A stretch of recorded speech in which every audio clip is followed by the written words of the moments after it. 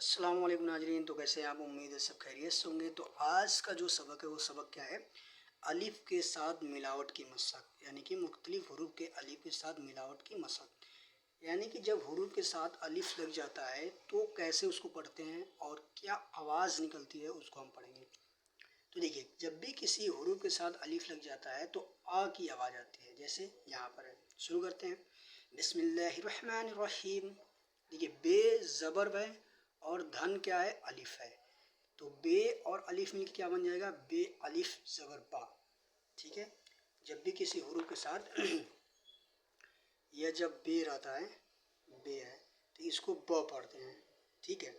और जब इसमें अलिफ जुड़ जाता है, ठीक है, अलिफ अलिफ जुड़ जाता है तो यह अ जुड़ जाता है। ठीक है।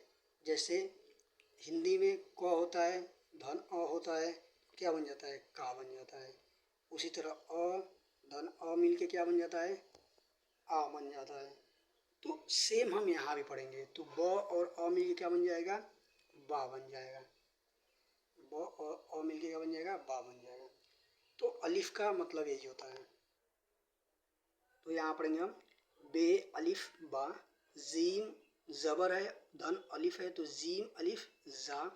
सीन और अलिफ है तो क्या पढ़ेंगे? सीन अलिफ जबर सा। स्वाद अलिफ जबर शा, तो अलिफ जबर ता। आइन अलिफ जबर आ। काफ अलिफ जबर का, काफ अलिफ जबर का। गाफ अलिफ जबर गा।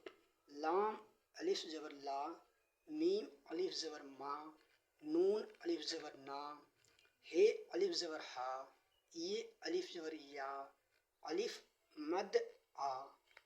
तो देखिए, यहाँ पर एक चीज़ और हमको नोट करना है। जब भी देखिए, अब आपको जिम जिम ऐसे दिखता होगा, ठीक है, जिम ऐसे दिखता है। लेकिन जब आपने इसमें अलिफ मिला दिया, जैसे इसमें आपने अलिफ मिला दिया, तो अब मान लीजिए इसको मिलाने का कुछ तो तरीका होगा। ठीक है। तो अब ऐसे हम कैसे लिखेंगे? तो इसको जब हम मिला देते हैं, जब किसी हरूफ के साथ कोई हरूफ जोड़ते हैं तो यह ऐसे बन जाता है। ठीक है। और इसमें अलिफ जोड़ देंगे तो अलिफ ऐसे जोड़ देंगे, ये क्या बन गया हमारे पास? जिम बन गया। इसी तरह जब किसी हरूफ के आगे जुड़ेगा, जैसे जिम कभी आएगा जैसे, तो यहाँ पर ऐसे करके जोड़ सकते हैं आगे। ठीक है। अब जैसे बे है तो बे हमारे पास ऐसे होता है। अब जब किसी हरूफ के साथ ये जब मिलेगा तो कैसा बन जाएगा? जैसे बे है तो इतना लिखेंगे, थोड़ा सा इसका पार्ट ये वाला, और अलिफ जोड़ देंगे तो अलिफ ऐसे जुड़ जाएगा। ये क्या बन जाएगा? बा बन जाएगा।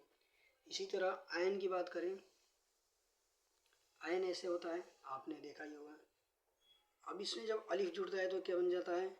आइन। यह ऊपर वाला इसकी जो सर होती है यह बस जुड़ जाती है और ऐसे बन जाती है। ठीक है। तो यह आयन ऐसे बन जाता है, यानी कि आ बन जाता है। इसी तरह जब यह किसी और हरूफ के साथ जुड़ेगा तब भी ऐसे ही जुड़ेगा या कोई आगे हरूफ इसके जुड़ेंगे और पीछे हरूफ जुड़ेंगे, तो ऐसा करके आपको देखने को मिलेगा। यह चीज़ें आगे हम लोग देखेंगे। ठीक है। तो उम्मीद है आज का जो सबक था अलिफ का, यानी कि बा जा सा सा ता आ का का गा ला मा नो, मतलब ना, हा या आ, तो यह अलिफ का जो आवाज़ था, ऐसे ही जब हम मद की आवाज़ निकालेंगे तो ऐसे ही निकलेगा। ठीक है। जैसे अलिफ मद आ। तो आज का सबक आपको समझ में आएगा। मिलते हैं नेक्स्ट वीडियो में, तब तक के लिए खुदा हाफिज़।